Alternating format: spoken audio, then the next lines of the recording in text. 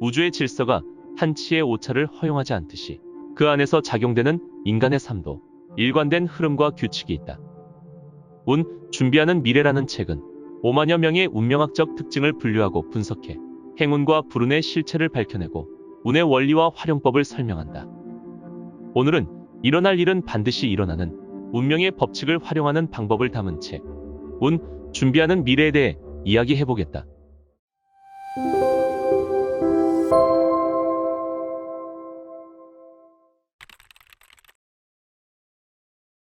동양에서는 음양과 오행이, 서양에서는 별의 에너지와 변화가 인간의 만사에 영향을 미친다는 원리는 놀랍게도 똑같다.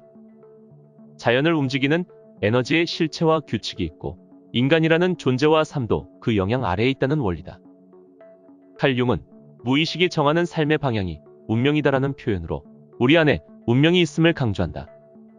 여기서 운명이라는 말은 인간이 갖고 있는 무의식적인 사고 패턴을 의미한다.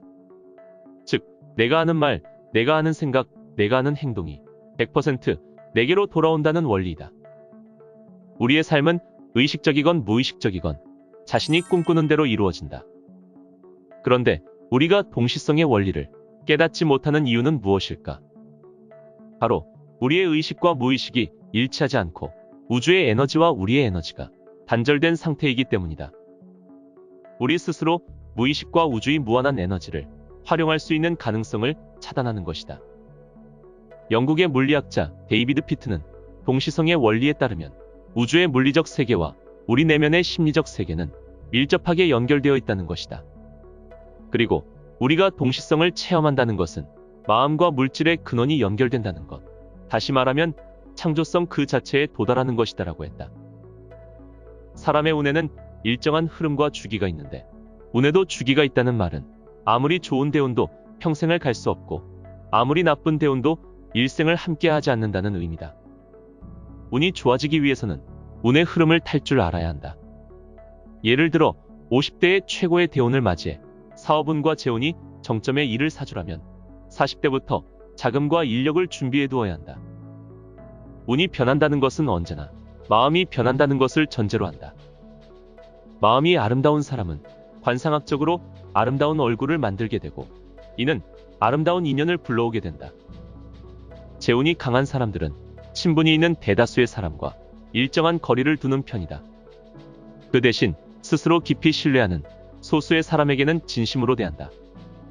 부자들의 인간관계는 철저하게 양보다 질에 초점을 맞추어 자신이 타고난 운을 활용하는데 뛰어난 능력을 보여준다.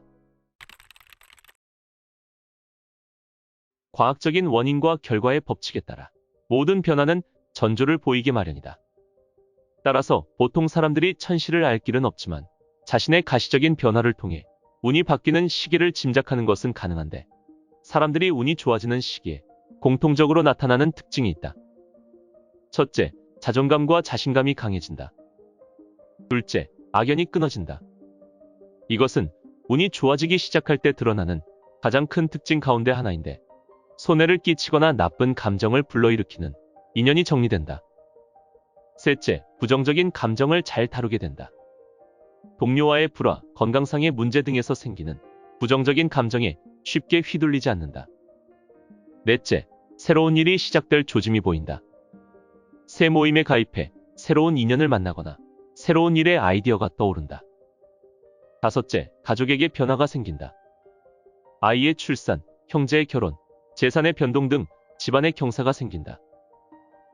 운명학에서 운이 좋다는 의미는 삶의 효율성이 높다라는 의미이다. 운이 좋은 사람은 스스로 노력하고 기대했던 것 이상으로 결과를 만들어낸다.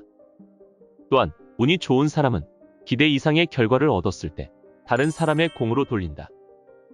이렇게 항상 감사하는 마음을 키우고 그것이 더 좋은 인연과 기회로 연결되어 다시 좋은 결과를 낳는 운의 선순환 구조를 만들어가는 것이다. 인연법에서 가장 중요하게 여기는 것이 바로 부모와의 인연이다. 왜 누구는 부잣집에 태어나 어릴 때부터 호의호식하고 누구는 가난한 집에 태어나 평생을 허리 한 번 펴지 못하고 살아갈까? 인도 점성술에서는 자신의 영혼이 자신의 부모를 선택한다라고 말한다. 그러므로 가난한 집에 태어났다고 원망할 필요가 없다. 나쁜 인연으로 인해 힘들어하는 사람들을 보면 0세에서 9세까지의 운에서 부모 때문에 마음의 상처를 크게 입었던 사건이 나타나는 게 일반적인데, 부모 입장에서는 대수롭지 않은 일이라도 어린아이의 마음에 큰 상처를 남길 수 있다.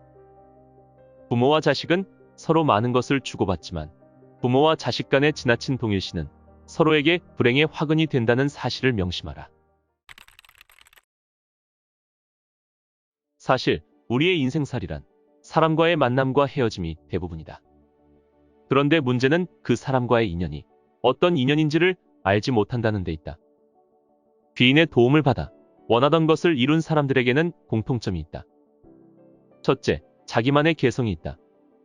개성이 있다는 것은 내 안에 특별함을 잃지 않고 지켜갈 만한 고집이 있다는 뜻이다. 이들은 타인의 개성 역시 알아보고 존중하는 자세가 몸에 배어 있다. 둘째, 거지근성이 없다.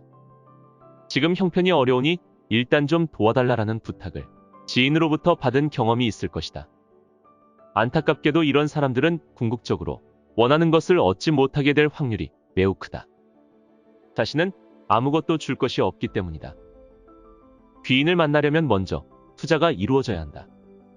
그것이 반드시 돈일 필요는 없지만 거지근성을 가진 사람은 억만금의 재물이 하늘에서 떨어진다 해도 결국은 거지로 남을 수밖에 없다.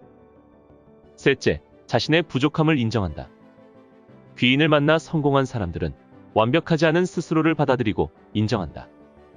분명히 귀인을 만날 운이 있는데도 이를 살리지 못하는 사람들을 보면 한두 가지 단점으로 상대방 전체를 매도하거나 자신에게 완벽한 잣대를 들이대 스스로 귀인을 만날 자격이 없다고 못을 박는 경우가 많다. 세상에 완벽한 사람은 없다. 자신과 다른 사람이 불완전한 사람이라는 사실을 인정해야 한다. 그래야 비로소 자신을 긍정하게 되고 비판과 비난으로부터 자유로울 수 있다. 있는 그대로 비치는 자신의 모습을 인정할 때 마침내 귀인을 얻을 수 있다. 운명학에 의하면 일어날 일은 반드시 일어난다. 결국 운명을 알고 활용한다는 것은 나쁜 일이 단 하나도 생기지 않게 한다는 뜻이 아니라 최소화한다는 의미이다. 예를 들어 재물이 빠져나가 손해를 보는 운수가 있을 때 이를 미리 알고 잘 대비한다면 수천만 원가량의 손해를 수십만 원 정도로 줄이는 것이 가능하다. 하지만 손해액을 0으로 만들기는 어렵다. 그래서 중요한 것이 불운을 받아들이는 마음가짐이다. 같은 일도 어떻게 받아들이느냐에 따라 서로 다른 결과를 만들어낸다. 똑같은 물을 독사가 먹으면 독이 되고 젖소가 먹으면 우유가 되는 것과 같은 이치다. 아울러 한 가지라도 감사해야 할 일을 찾아 나서는 것이 중요하다. 이것이야말로 시련을 견디게 하는 힘이자 자기 안에 행운의 씨앗을 심는 일이다. 힘든 시기에 뿌린 행운의 씨앗일수록 나중에 믿기 힘들 정도의 큰 열매로 돌아오게 된다는 것. 이것이 운명의 법칙이다.